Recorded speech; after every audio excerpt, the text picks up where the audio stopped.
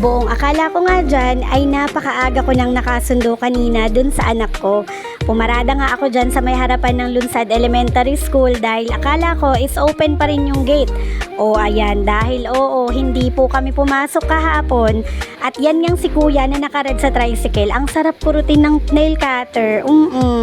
Inantay niya pa talaga akong tumambay dyan at maganda-gandahan ng ilang minuto bago niya sabihin sa akin na 9:30 lang nag-o-open ang gate dito sa harap at sa likod na lahat ang sundo.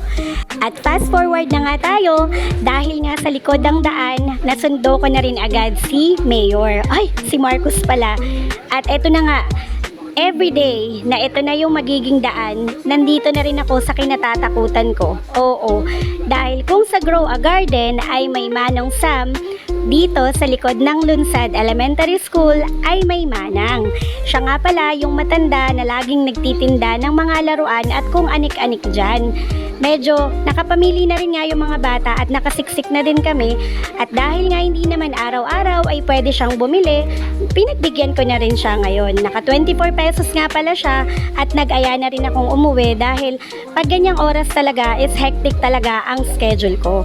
Pagkatapos kong sumundo is maghahatid naman ako sa ate niya, and no worries kasi nandyan naman yung ate ng asawa ko, yung hipag ko para magbantay kay Marcos.